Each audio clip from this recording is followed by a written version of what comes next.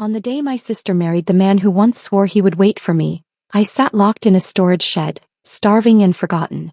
7 days later I died with only a moldy bun and bitter water in my stomach. But when I opened my eyes again I was 15, 1 week before it all began. This time I won't beg. I won't endure. And I will never again be the expendable daughter. The summer of 1969 was the season my world collapsed. I was Clara Wu, 15 years old, daughter of General Marcus Wu, a man once admired in the military district. Our family's name carried weight and my mother, Madame Lien Wu, lived like a swan on a tranquil lake, graceful, admired, untouched. My elder sister, Sophia Wu, was the jewel of the family, always praised for her beauty and education. Me. I was the second daughter, quieter, more ordinary, content with the warmth of home and the promise of my fiancé, Julian Chen. I thought life would always remain that way. It was a stifling evening when everything shattered. A sharp knock echoed through the compound. Soldiers in dark uniforms appeared, their faces expressionless. "Commander Wu," the leader announced, "by order of the District Investigation Unit, you are to accompany us. Your conduct is under review." The words hit me like ice water. My father straightened, his posture rigid even in disgrace. Understood. He didn't look at me, didn't even reach for my mother's trembling hand. He simply walked out between the soldiers, disappearing into the night. That was the last time I saw him in uniform. By dawn, the verdict was sealed. My father was stripped of rank, accused of negligence, his record blackened. The Wu family was ordered to leave the district compound and report to a labor farm. I remember gripping the iron gate as soldiers barked orders for us to move. My mother wept behind her silk handkerchief. Sophia pressed her lips together, pale but composed. "Don't make a scene, Clara," she hissed at me. "It's humiliating enough already." The labor farm was nothing like the manicured lawns we once knew. The air smelled of sweat and damp soil. Rows of mud huts leaned under sagging roofs. Children with dirt-streaked faces stared at us, whispering. Our hut had 2 straw mats and a stool. No servants. No polished floors. Just mud and straw. The farm leader wasted no time. Everyone works. Men plow. Women weed. Children over 12 carry water or join the fields. No exceptions.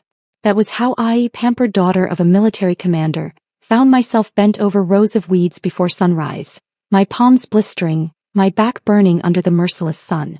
My father plowed behind an ox, sweat dripping down his temples.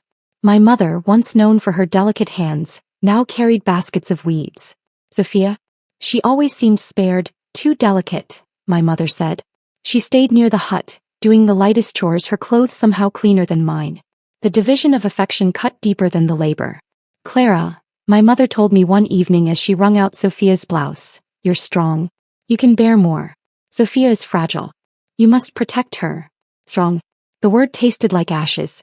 My palms bled from blisters, my knees ached from kneeling in the fields, my stomach growled from half rations. But still they looked at me as the expendable daughter. When my father returned from the fields, Sophia would flutter to him, damp cloth in hand. "You've worked so hard, father. Let me wipe your brow." His stern face would soften. "Good girl, Sophia. You've always been considerate." Me. If I stumbled in late, exhausted and mud-streaked, he would scowl. "Lazy child. Look at your sister. She never complains." I would bite my tongue until it bled, swallowing words I knew no one wanted to hear. It was during one of those long days, hauling water under the blazing sky, that Sophia approached me. Her ribbon-tied hair gleamed, her blouse spotless. "You know," she said lightly, "Father's downfall is his own fault. If he hadn't been incompetent, we wouldn't be here." I froze, the bucket handle biting into my palm. "He's our father." "How can you say that?" Sophia shrugged. "Sometimes to survive you have to cut ties. Mother and I, we had no choice. If we hadn't distanced ourselves we might have been dragged down further." Her words slithered into me like poison. I stared at her, my chest burning. At that moment I realized something cruel. In my parents' eyes, Sophia could do no wrong. If survival demanded sacrifice, I would be the first one offered. That night, lying on the straw mat, I stared at the ceiling and clenched my fists. For the first time, a bitter thought took root. Perhaps they didn't love me at all. The days stretched into weeks.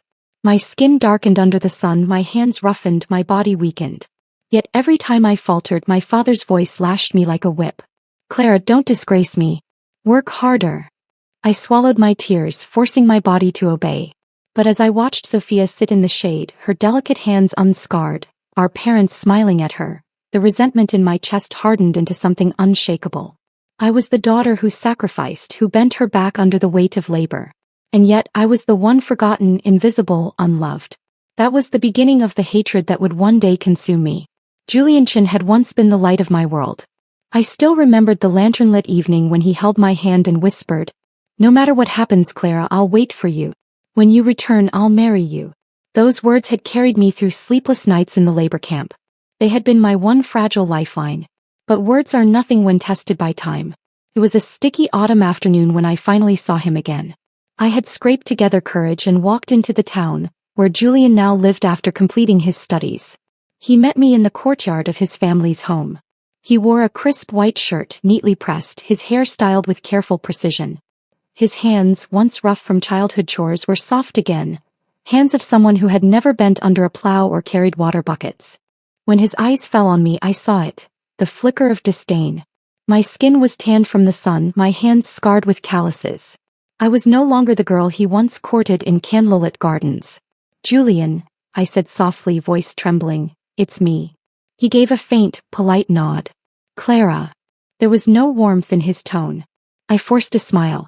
"I haven't heard from you in so long. But I knew you'd keep your word." Julian's eyes hardened. "Claire, let's not pretend. Things have changed." My heart thudded painfully. "What do you mean?" He looked away as if the sight of me pained him. "Let's call off the engagement. You've been gone too long. You've changed. I'm a university graduate now. You didn't even finish high school. We're not a match anymore." The words struck like a whip. I stumbled back. "Not a match. You promised me." "I was young," he interrupted coldly. I need a wife who suits me. Sophia does. You don't." For a moment I thought I'd misheard. "Sophia?" "Yes." His lips curved almost tenderly. "She's educated, refined. A proper match." My knees weakened. My own sister. And then, as if to twist the knife deeper, Sophia appeared. She wore a pale blue blouse, her hair tied with a ribbon. She looked untouched by hardship, her cheeks smooth, her eyes calm. "Clara," she said softly, feigning pity, "don't make this harder. Julian and I, we're in love. I'll take care of him." I stared at them both, my breath caught in my throat. The man I had clung to, the sister I had endured labor for. They stood together, united against me. I should have left then. But I didn't. Perhaps I still hoped they'd realize their cruelty. Perhaps I was too stubborn to walk away. Instead, I attended their wedding. The banquet hall glittered with chandeliers. The scent of roast duck and wine filled the air. Guests laughed, toasting, praising the union of Sophia Wu and Julian Chin. Me. I sat in the farthest corner, so far from the stage that their smiles blurred into silhouettes. My bowl of rice was cold, untouched. But the whispers were sharp, carrying clearly across the room. "That's Clara, isn't it? The one Julian was engaged to first." "Yes. But really, look at her now. Dark skin, rough hands. No wonder he chose Sophia. Poor thing. Humiliated by her own sister. What a shame." I lowered my head, my cheeks burning. Every word was a blade. On stage, Sophia and Julian exchanged vows. My mother dabbed her eyes with a silk handkerchief. My father stood tall, pride swelling in his chest. No one looked at me. I don't know what possessed me, but when the vows ended, I rose. My legs trembled, but I forced myself to walk toward the stage. "Wait," I said, my voice hoarse but loud enough to cut through the music. The hall fell silent. I looked directly at my parents. "Do you really not remember? Do you not recall how I carried water until my hands bled? How I worked myself to exhaustion to keep us alive at the labor farm? And this is my reward." Gasps rippled through the crowd.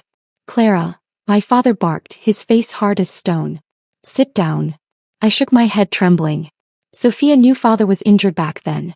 I sent letters begging for help. She received them. She ignored them.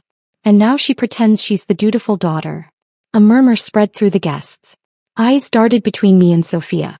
Sophia's face paled. For the first time her composure faltered. But then my mother's voice, sharp and cold, sliced through the air. "Clara, enough. Stop humiliating us." "Humiliating you?" My laugh was bitter. "I am your daughter. I bled for you. And you repay me with silence? With betrayal." My mother's gaze hardened. If Ethan doesn't love you. It's Julian, Sophia corrected softly, ever the composed one. If Julian doesn't love you, my mother continued without pause, then you should let go. Don't cling. Don't disgrace yourself further. I stared at her, my chest hollow. Even now she defended Sophia. Even now she silenced me. Commander Wu, my father ordered coldly, restrain her. Darren Luo, the military guard assigned to keep watch on our family, stepped forward. His expression flickered with unease, but he obeyed. His hands gripped my arms like iron. Father, please. I cried, struggling. Mother. You can't do this to me. But my mother's face was unreadable. My father's jaw was set. I was dragged out of the hall, the whispers of guests chasing me like ghosts. Pathetic. Jealous of her own sister. No wonder Julian chose Sophia. They locked me in the storage shed, a narrow windowless room that smelled of mold and dust. The door slammed shut, plunging me into darkness. Let her cool her head, my father's voice growled outside. She needs to learn dignity, my mother added. And then silence. The first day I screamed until my throat bled. No one came. The second day I pounded on the door, begging, pleading, but my fists only bruised. The third day, Darren slid in a cold, moldy bun and a cup of foul water. That was all I received each day.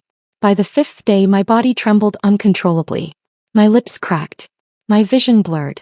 By the seventh day I no longer had the strength to stand. I lay curled on the floor, the stench of mold in my nose, my lips dark purple. My body felt like ice. And then, nothing. That was how Clara Wu died.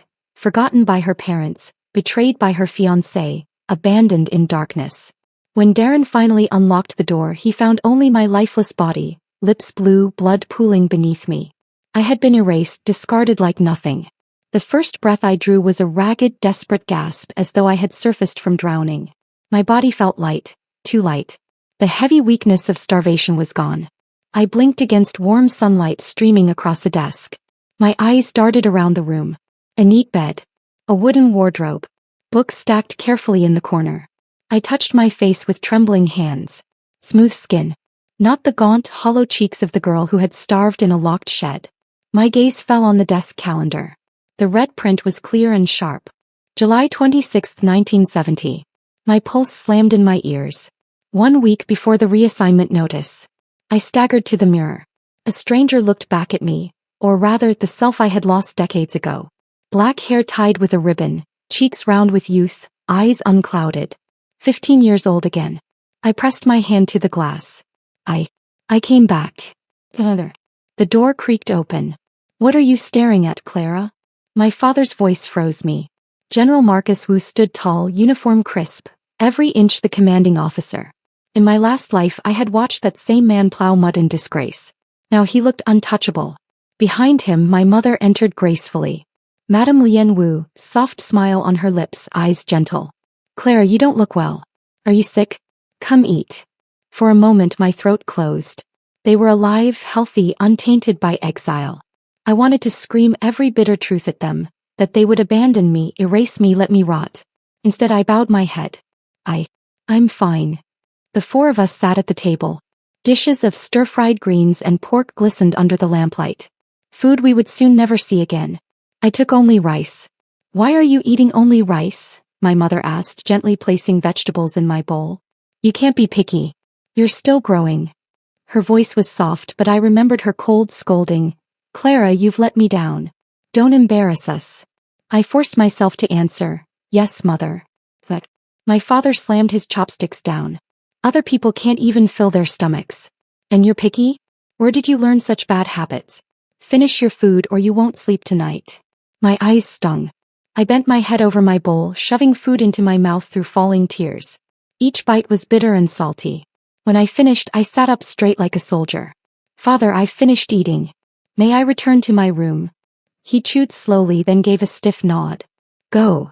In my room, I shut the door and leaned against it, gasping. The food rose in my throat. My body remembered years of hunger, the reverence for every grain of rice. Vomiting was unthinkable.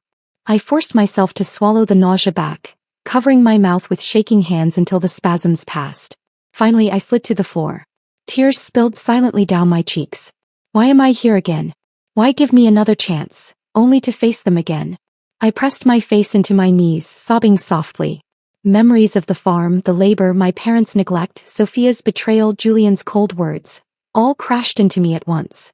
It was a long time before the tears stopped. When I finally pushed myself up, my body ached as though I had truly carried years of labor on my back. My gaze fell again on the calendar. July 26th. 1 week left.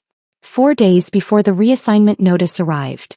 In my last life I had been helpless, dragged along by my parents, forced to endure, sacrificed while Sophia was shielded. Not this time. I gripped the edge of the desk, whispering to myself, no matter what happens, I won't walk the same path again. Through the thin walls I heard my parents speaking in the main hall. If it comes to reassignment, Sophia must be protected at all costs. Clara is strong. She can endure more. The words fell like stones in my chest. Exactly as before. I lay in bed staring at the ceiling, my fists clenched beneath the blanket. In my last life I had believed their harshness meant love. I had carried their burdens, begged for Sophia, worked until my body broke. And they had still discarded me. This time I would not beg. This time I would live for myself. At dawn I rose before anyone else. I walked to my desk and crossed out the date on the calendar with a sharp stroke. 6 days, I whispered. 6 days until everything changes. I touched the smooth paper, my hands steady now. In my last life I had been dragged into exile with them. This time I would choose my own path. I would not be the forgotten daughter. I would not be the expendable one. This time Clara Wu would survive on her own terms. Every tick of the clock seemed louder after that night. 6 days. That was all I had before the reassignment notice arrived. 6 days before I would once again be dragged into exile, carrying half the burden of a family that had already decided I was expendable. But this time I wasn't going to wait for fate to crush me. This time I would walk ahead of the storm. The thought made my blood burn, not with fear but with a clarity I had never known before. Clara. My friend Lydia Zhao peeked from her doorway as I walked toward her house. The sun was sharp overhead but my mind was sharper still. She waved me inside. You're here early. What's wrong? You look serious. I lowered my voice. I need your help. Your cousin works at the neighborhood committee, right? The one in charge of assigning youth volunteers to the countryside. Lydia blinked, surprised. Yes, but why? I drew a breath, forcing my voice steady. I want her to help me apply. I want to go as an educated youth volunteer. Voluntarily. And I need it done within 3 days. Her eyes widened. Claire, are you insane? Once you're registered there's no going back. You'll be sent away for years. I met her gaze firmly. I know exactly what I'm asking. Please. I reached into my school bag and pulled out a small cloth pouch. When I pressed it into her hands, her eyes widened even more. Candy, she whispered. Even in the district compound, candy was scarce. Luxuries smuggled in at great cost. To ordinary families like Lydia's, they were treasures. Take it, I said. And help me. She shook her head. Clara, I can't. Lydia. My voice sharpened. Don't refuse me. If you're my friend, keep it. And keep this secret. Don't tell my parents. She hesitated, then tightened her fingers around the pouch. All right. I'll talk to her tonight. I exhaled slowly. 1 step closer. The next morning, Lydia led me through narrow alleys until we reached a squat, gray building. The paint was peeling and faded banners proclaimed, "Educated youth answer the nation's call." Inside, the air smelled of ink and dust. Behind a desk sat Zhao Meiling, Lydia's cousin, her hair pinned back, dark smudges under her eyes from too many late nights. Meiling Jia, Lydia greeted. This is my classmate Clara. She wants to apply for the countryside program. Zhao Meiling's tired expression vanished, replaced by relief. Truly? You've just graduated junior high. Yes, I said, bowing slightly. She hesitated. But child, do your parents know? Once the forms are processed, there's no turning back. This isn't a small decision. I straightened my back, letting my voice ring clear. My father is a military man. He raised me to love my country, to dedicate myself to the party's call. If he knew, he would be proud. Her eyes softened. Then why not tell him first? Because, I said, keeping my gaze steady, this is not about my parents. It's about my duty as a soldier's daughter. If I ask for their blessing first, it won't be sacrifice. I want them to see I made this choice myself. I could see my words striking home. You're a good child, Zhao Meiling murmured. No wonder your father is respected. The nation needs more like you. He pulled out a form. My hand didn't shake as I wrote Wu Clara across the top. For 2 days I played the part of the obedient daughter.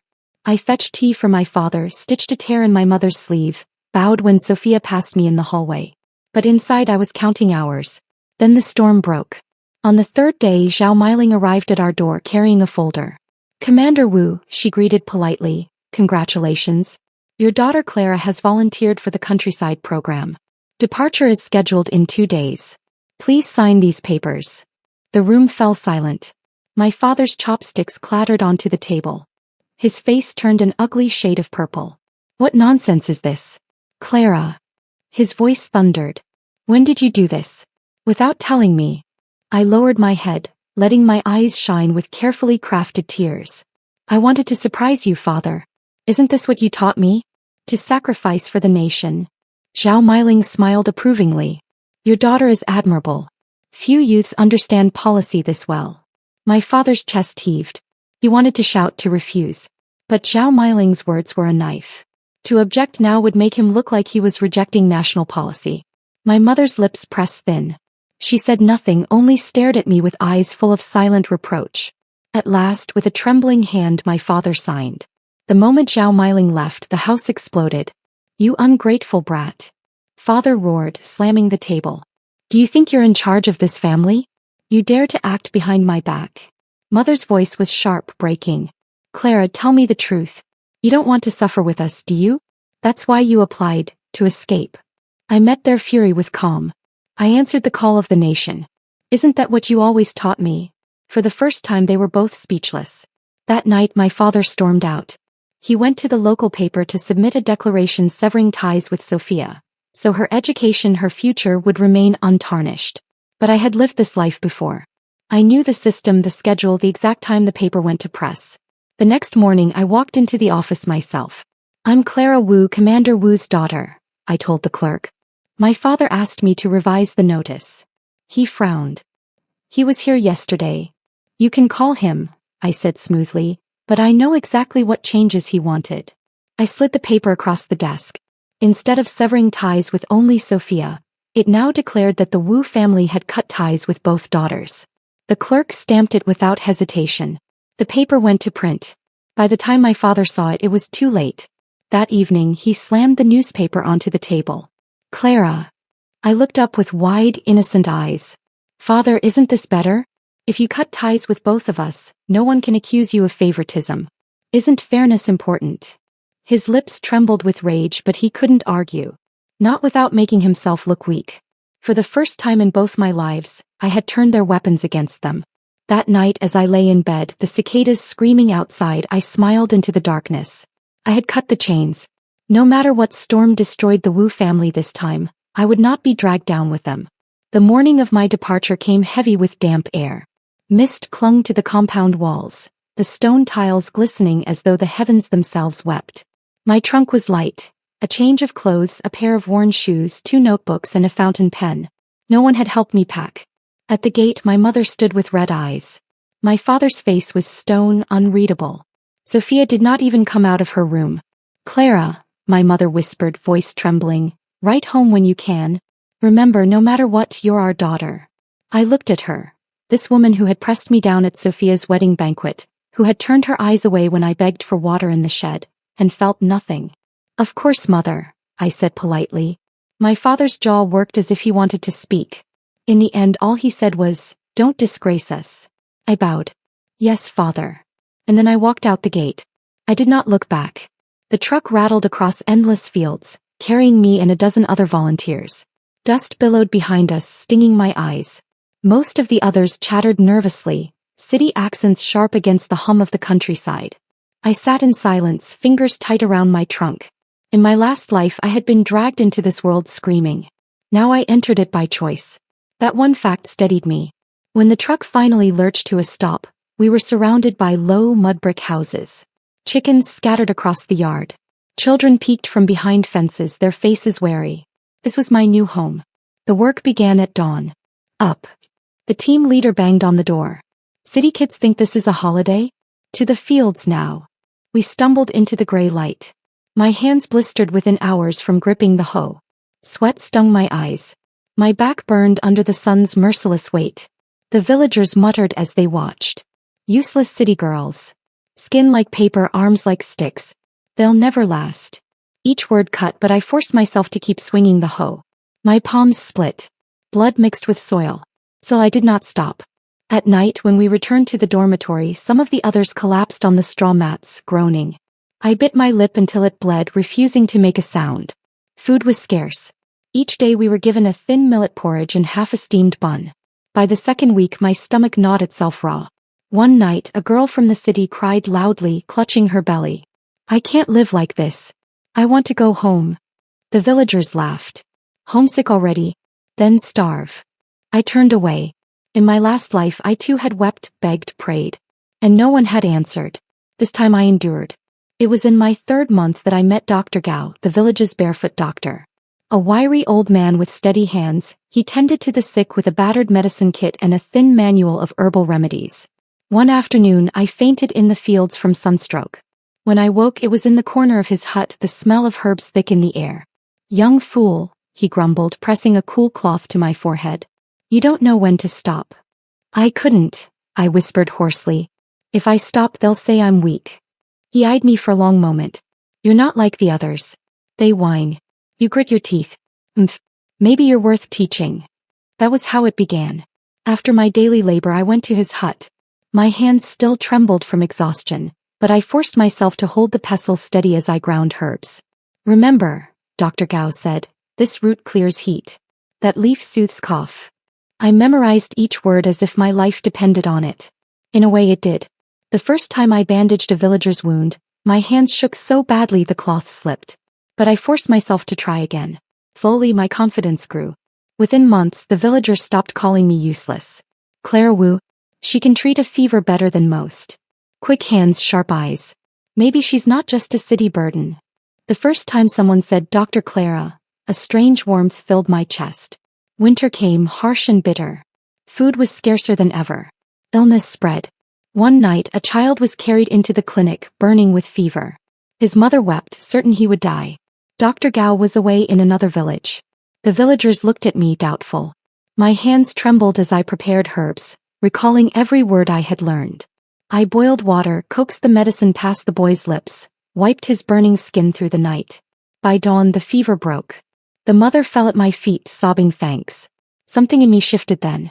For the first time I wasn't just surviving. I was saving. As the years passed I grew leaner, harder. My hands no longer blistered so easily. My back no longer buckled. The villagers came to respect me. Some even came to depend on me. And I never once wrote to my parents. They had cut ties with me. I cut ties with them. Standing under the vast countryside sky I whispered to myself, "This time I live for me. Not for father. Not for mother. Not for Sophia. Only for Clara." The wind carried the words away, but inside they burned like fire. One evening after a long day I stood outside the clinic. The horizon glowed orange, the fields stretching endless. In my last life this place had been my prison. Now it was my rebirth. For the first time I was free. The air smelled of damp soil after morning rain. I had just finished weeding when I saw Lydia Zhao waiting by the dirt path, a basket of vegetables on her hip. "Clara," she called, her smile bright. But when she raised her arm to wave, her sleeve slipped back, and I caught sight of faint purple marks circling her wrist. My chest tightened. I walked quickly to her side, lowering my voice. "Lydia, roll up your sleeve." Her smile faltered. "It's nothing." "Show me." She hesitated, then slowly tugged the fabric upward. Thin bruises, faint but distinct, lined her skin. The kind made not by accident but by deliberate strikes. My hands trembled as I touched them. "Your mother." She laughed awkwardly. "You know how it is. My little brothers went through my things. They found the candy you gave me. I tried to hide it. Mother was angry, that's all." "It's nothing." "Nothing." The word burned me. In my last life Lydia had never left the city. She had stayed home, burdened with endless chores, treated as little more than a servant. When she turned 18, her parents married her off to a pig butcher, thick-armed, foul-tempered, a man who reeked of blood. To scrape together a dowry for her younger brother, they sold her future like a piece of livestock. I remembered visiting her years later, finding her belly swollen, her face gaunt. And then the news, 6 months pregnant, beaten so badly she lost the child. By the time she was taken to the hospital, it was too late. The memory clawed at my throat. Oh, I wouldn't let her walk that path again. I gripped Lydia's hand, speaking with more urgency than I ever had before. Come with me, I said. Join the educated youth program. Ask your cousin to assign us together. Her eyes widened. What? Claire, I can't. My parents would never agree. If I leave, who will do the housework? Who will watch the children? You've been doing it since you were their age, I shot back. You were already carrying the family when you were 12. Why must you sacrifice your whole life for them? She shook her head violently, her braid whipping against her back. No. My mother needs me. If I leave, she'll collapse under the burden. I cupped her face, forcing her to meet my eyes. Lydia, you're still a child too. Don't you deserve a chance to live? Her lips trembled. But if I go, who will take care of them? My father? He doesn't lift a finger. My brothers? They're too young. They'll starve. They won't, I said firmly. They'll learn. The same way you did. You think they're helpless, but it's only because your parents made you carry everything. Let them bear their share. They'll survive. She stared at me, tears brimming in her eyes. But what if they hate me for leaving? What if my parents curse me? Then let them. My voice hardened. Better their curses than a life chained to misery. I took a deep breath, recalling every scream, every sob I had heard from her in my last life. I let the raw memory sharpen my words. Lydia, listen to me. If you stay, they'll marry you off to a butcher. A man who'll treat you worse than cattle. You'll suffer until the day you die. Do you want that? Her face went pale. I pressed on, relentless. But if you come with me, you'll have a chance. Yes, the countryside is hard. It's bitter. But it's freedom. You'll study again. You'll have choices. You'll live. The silence stretched between us. Her chest rose and fell with rapid breaths. Finally, she whispered, Clara, why are you saying this? How can you know what will happen? Because I had already lived it. Because I had watched her die. But I only said softly, because I won't let you suffer. Not this time. Lydia broke then. Tears spilled down her cheeks as she threw her arms around me. Clara, her voice cracked. I'm scared. I hugged her tightly. I know. So am I. But we'll be scared together. She pulled back, wiping her tears with the heel of her hand. Her gaze, though trembling, held a spark I hadn't seen before. If I go, you'll stay by my side? Always, I said. From now on, we're sisters. Real sisters. We hooked pinkies, sealing the vow like children. But this time the weight behind it was heavier than any blood tie. That evening, Lydia tried to raise the idea at home. As expected, her parents exploded. Ridiculous, her mother snapped. Who will cook? Who will wash? You want me to collapse and die? You're ungrateful, her father growled. After all we've done for you, this is how you repay us? Her little brothers clung to her sleeves, whining, Don't go, Jejia. We need you. I stood outside the door, listening, my fists clenched so tight my nails dug crescents into my palms. But Lydia's voice, soft, trembling, surprised me. Mother, father, I've carried this family since I was a child. I've done more than my share. Now I want a life too. The room erupted in shouting, but I smiled through my tears. She was fighting. For herself. The next morning she came to me, eyes swollen but determined. They'll never forgive me, she whispered. But I've decided. I'll go. I took her hands in mine. Good. From now on we walk the same road. Her cousin processed the paperwork quietly. 2 names. 2 girls. 2 fates rewritten. As we stepped out into the sunlight, Lydia squeezed my hand. Thank you, Clara. Without you I would have stayed. I would have. You would have died, I finished for her, my voice steady. But not anymore. We'll survive. Together. That night, as we lay on our straw mats in the dormitory, I stared at the thatched roof above us. In my last life, Lydia had been crushed by a fate she never chose. But in this life I had pulled her free. For the first time I felt the weight of my rebirth wasn't just mine. I could change more than my own story. I could change others. I turned to her and whispered, This is only the beginning. Her hand found mine in the dark. And together we faced the future. By the mid-1980s I had built a rhythm in the countryside. The village had once called me that useless city girl. But years of labor had carved the softness from my body. I was no longer the pampered daughter of a commander.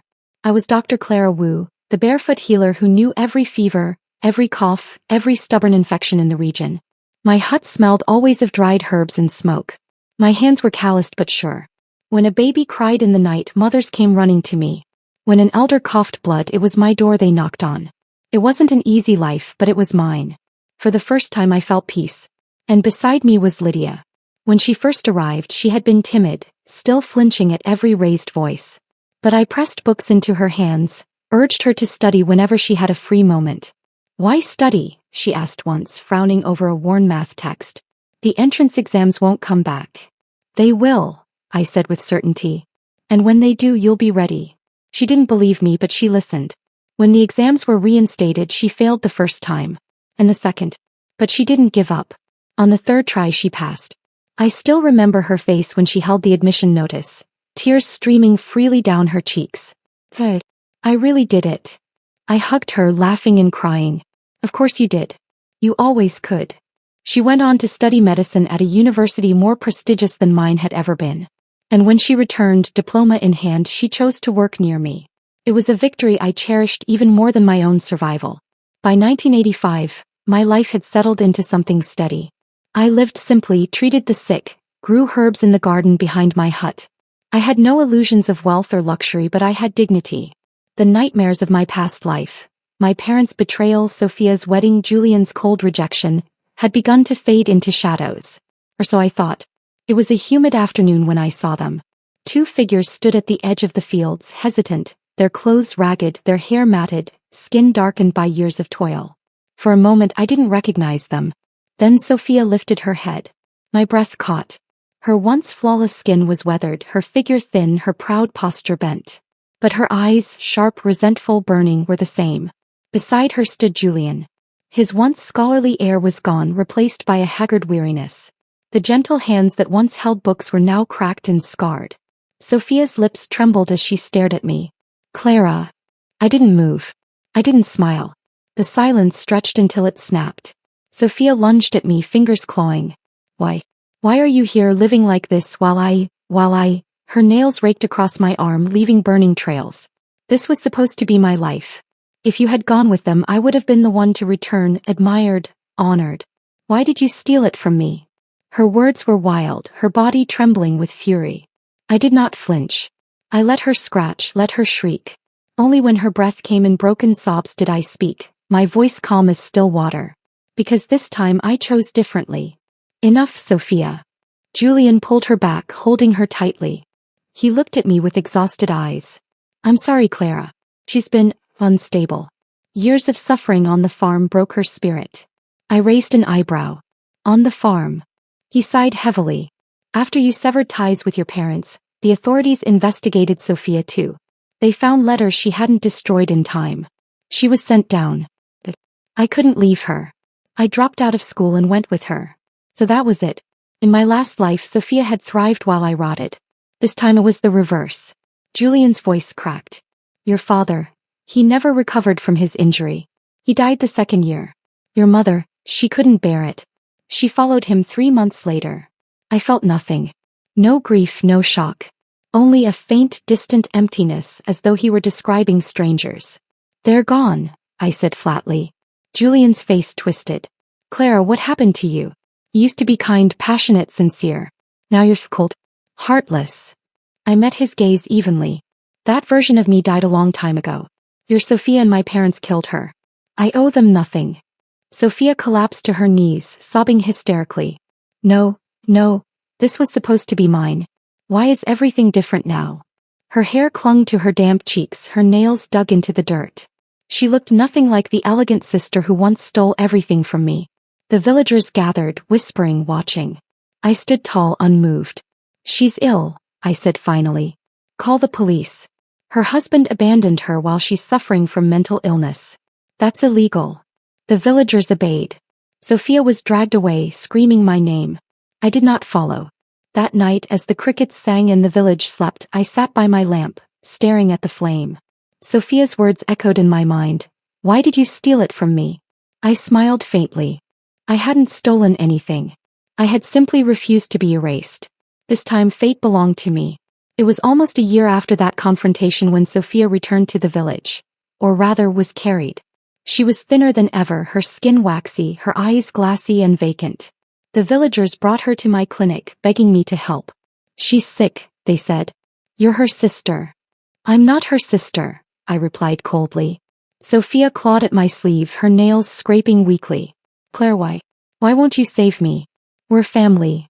Family. The word tasted bitter. I begged you once, I said softly, my voice steady, and you left me to die. Now you know how it feels.